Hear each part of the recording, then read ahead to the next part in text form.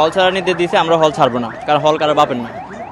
আবার বলছি, আমরা সাধারণ শিক্ষার্থীরা হল ছাড়বো না, আমরা আন্দোলনের সফলতা দেখব এবং আমাদেরকে যতক্ষণ পর্যন্ত যৌক্তিক কোনো আশ্বাস এবং আমাদেরকে নিয়ে যদি কোনো পলিসি ডিসকাশন না হয় এবং আমাদের যে এক দফা দাবি কোটা আন্দোলনের, আমরা কোটা বিরোধী না, আবারও বলতেছি আমাদের এক দফা যৌক্তিক সংস্কার, সেটা হতে পারে 10%, 15% এবং অন্তর্ভুক্তিমূলক কোটা সংস্কার করে আমাদেরকে একটা আশ্বাস দিতে হবে। আমরা হল যে নির্দেশ সেটা আমরা প্রত্যাখ্যান করলাম এবং বিশ্ববিদ্যালয়ের সব বিশ্ববিদ্যালয়ের স্টুডেন্টরা এই ব্যাপারে একমত যে আমরা হল ছাড়বো না, হল কারো বাপের না।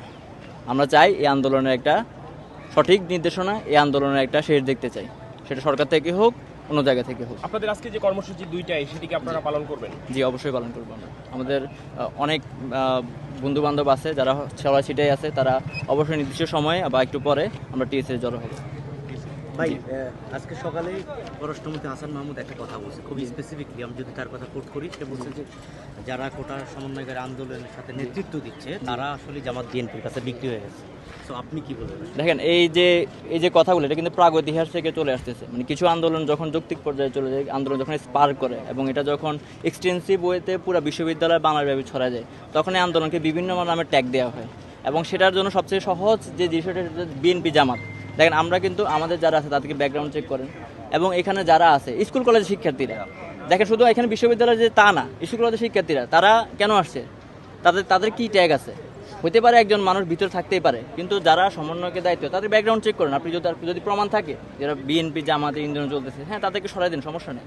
কিন্তু এইভাবে ঢালাওভাবে যে আন্দোলনকারীদেরকে দমানোর জন্য এই বিভিন্নভাবে ট্যাগ দেওয়া এবং তাদেরকে বিভিন্নভাবে কন্ট্রোভার্সিয়াল করা, এই জিনিসটা আসলে শুধু আজকের আন্দোলন না, এটা অনেক আগে থেকে চলে আসতেছে এবং আমাদেরকে মুখোমুখি অবস্থান দাঁড় করানো হচ্ছে। আমাদের বন্ধু বান্ধব আমাদের মুখোমুখি অবস্থানে, আমরা কিন্তু কারো কোনো বিরোধী ছিলাম না।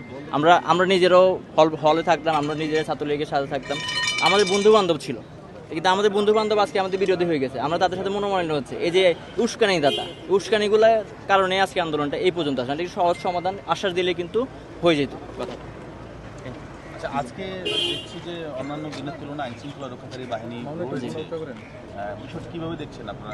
বিষয়টা আমরা দেখছি যে আমাদের বিশ্ববিদ্যালয় প্রশাসন শুধু আজকে না, বিভিন্ন আন্দোলনেই এরকমভাবে তার প্রশাসনের লোকজন এনে তাদের মধ্যে একটা ভয় যে মানুষজন এখন স্পার্ক করবে, আন্দোলনটা এখন প্রফুল্লিত হবে এবং সারা জায়গায় ছড়ায় যাচ্ছে এবং এটা নিপীড়নের একটা অংশ।